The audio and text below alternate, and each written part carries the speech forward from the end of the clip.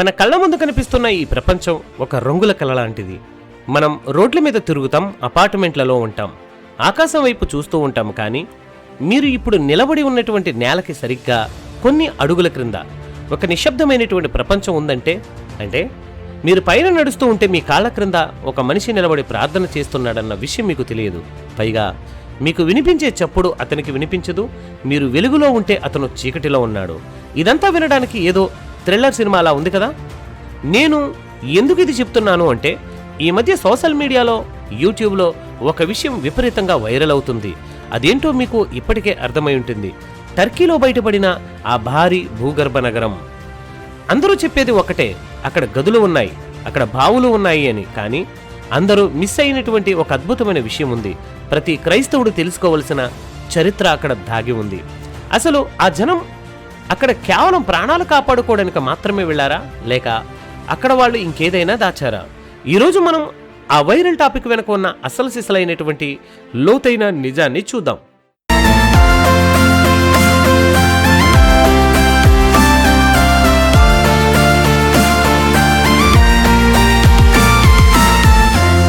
నేను మీ డానియల్, మీరు చూస్తున్నారు Bible unknown facts Telugu YouTube channel.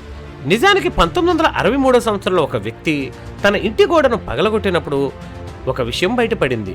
కేవలము అక్కడ రాళ్ళు రప్పలు మాత్రమే కాదు, ఒక పెద్ద నాగరికత ఉంది. ఈ నగరానికి డెరింక్యూ అని పేరు పెట్టారు. ఇది 18 అంతస్తుల లోతు. అంటే మీరు ఒక బిల్డింగ్ పై నుంచి కిందికి చూస్తే ఎంత లోతు ఉంటుందో అంత లోతుకి నేల లోపలికి తవ్వారు. అందరూ అంటారు కదా, అప్పట్లో టెక్నాలజీ లేదు అని. వాళ్ళకి టెక్నాలజీ కంటే ఎక్కువ టెన్షన్ ఉంది. బయట నుంచి వస్తున్న శత్రువుల దాడుల నుంచి తప్పించుకోవాలనే ఆ తపనే వాళ్లను అంత పెద్ద ఇంజనీర్లుగా మార్చింది. పైన ఎండ మండిపోతూ ఉంటుంది, లోపల మాత్రం ఎప్పుడు 13 నుంచి 15 డిగ్రీల చల్లదనం ఉంటుంది. ఇప్పటి ఏసీలు కూడా అంత ఖచ్చితంగా పనిచేయవు. వాళ్ళు అక్కడ కిచెన్లు కట్టుకున్నారు, స్కూల్స్ కట్టుకున్నారు, జంతువులను ఉంచారు. కానీ ఇవన్నీ మనకి పైన కనిపిస్తాయి, మరి లోపలేముంది? అన్ని వేల మంది లోపల ఉంటే ఊపిరి ఎలా ఆడుతుంది అని. నిజమే కదా. మనం ఒక చిన్న లిఫ్టులో నలుగురు ఉంటేనే చెమటలు పడతాయి, మరి 20,000 మంది ఆ నేల క్రింద ఎలా ఉన్నారు? దీని మీద నేషనల్ జియోగ్రఫిక్ ఛానల్ వాళ్ళు చేసినటువంటి స్టడీలో ఏమి తేలిందంటే, వాళ్ళు పైనుంచి కిందకి 52 మెయిన్ వెంటిలేషన్ షాప్స్ను, అంటే గాలిగొట్టాలను ఏర్పాటు చేసుకున్నారు. అది ఎంత పక్కాగా ఉంది అంటే, మీరు కింద 18వ అంతస్తులో కూర్చున్నా సరే పైన ఉన్న గాలి మీకు అందుతుంది.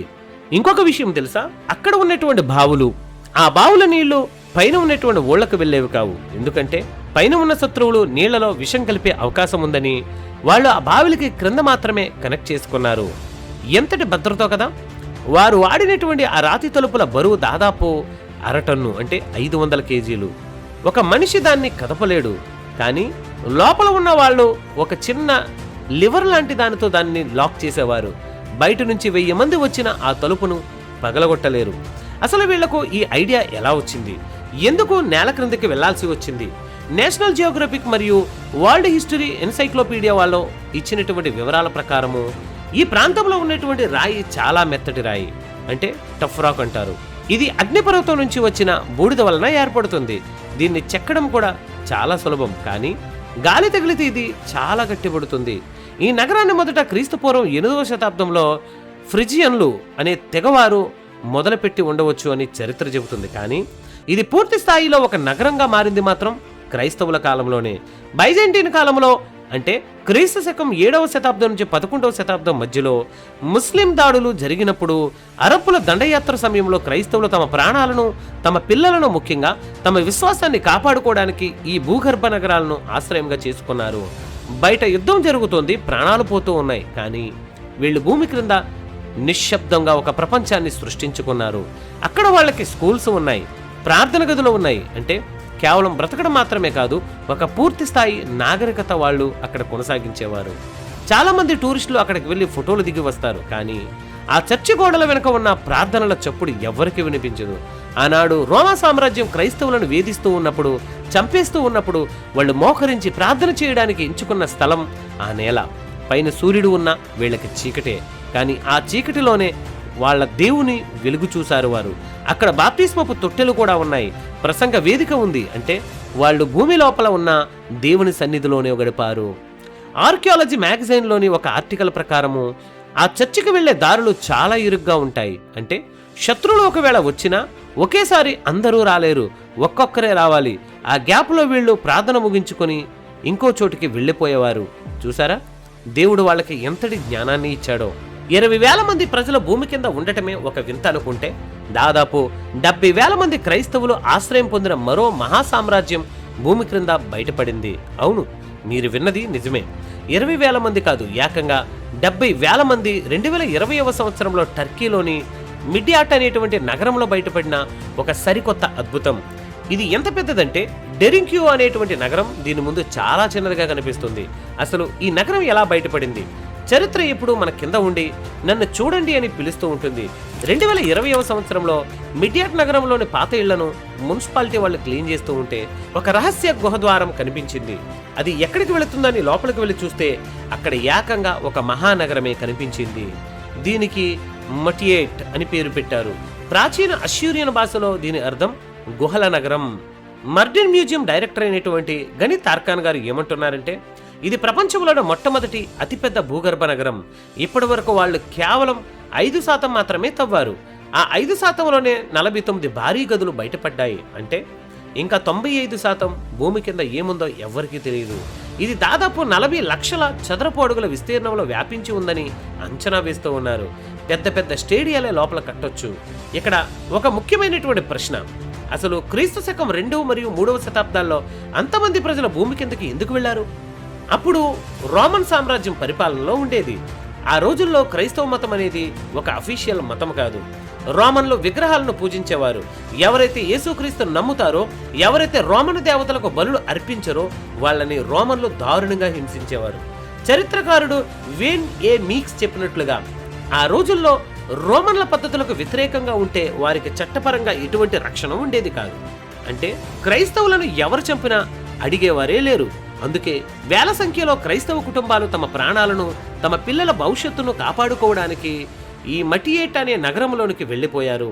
అది కేవలం ఒక చిన్న షెల్టర్ కాదు, అది వాళ్ళకి ఒక సేఫ్ హెవెన్. ఈ పరిశోధనలో అతిపెద్ద విషయం ఏమిటంటే, అక్కడ ఒక చోట పైకప్పు మీద స్టార్ ఆఫ్ డేవిడ్ అని గుర్తు చెక్కబడింది.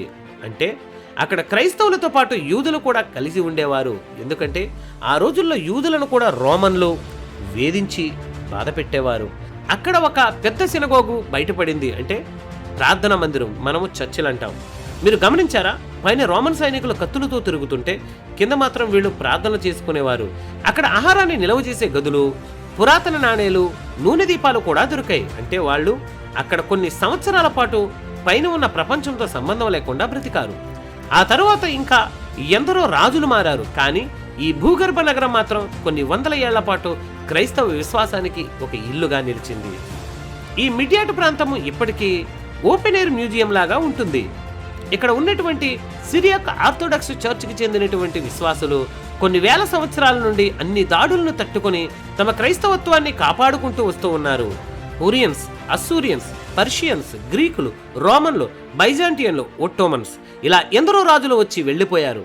సామ్రాజ్యాలే కూలిపోయాయి. కానీ దేవుని బిడ్డల విశ్వాసం మాత్రం నేల క్రింద కూడా వెలుగుతూనే ఉంది. ఈరోజు మిడియాడ్లో ఉండేటువంటి చర్చిలు అనగా మఠాలు యునెస్కో వరల్డ్ హెరిటేజ్ లిస్టులో చేర్చడానికి సిద్ధంగా ఉన్నాయి. ఇవన్నీ మనకు ఏం చెబుతున్నాయి? మనిషి కట్టిన కట్టడాలు కూలిపోవచ్చు, కానీ దేవుని వాక్యం మీద ఆధారపడిన మనుషులు ఎప్పటికీ ఓడిపోరు. ఈ మటియేట్ నగరం గురించి వింటూ ఉంటే మనకు ఒక గొప్ప ధైర్యం కలుగుతుంది. 70,000 మంది ప్రజలు అన్ని శోధనల మధ్యన కూడా దేవునిని వదులుకోలేదు. వాళ్ళు చీకటి గదుల్లో ఉన్న పరలోకపు వెలుగును చూశారు. కీర్తన గ్రంథం 46వ అధ్యాయం మొదటి 2 వచనాల్లో ఒక అద్భుతమైన మాట ఉంటుంది. దేవుడు మనకు ఆశ్రయమును దుర్గమునై ఉన్నాడు, ఆపత్కాలములో ఆయన నమ్ముకొనదగిన సహాయకుడు. కావున భూమి మార్పు నొందినను, పర్వతాలు నడి సముద్రంలో మునిగిపోయినను మనము భయపడము. ఆనాడు ఆ 70,000 మంది క్రైస్తవులు సరిగ్గా ఇదే వాక్యాన్ని నమ్మారు. రోమన్ సైనికులు తమను వెతుక్కుంటూ వస్తారేమో అన్న భయం ఉన్నా, దేవుడు తమకు తోడై ఉన్నాడన్న ధైర్యం వాళ్ళని ఆ భూమి లోపల కూడా సంతోషంగా ఉంచింది.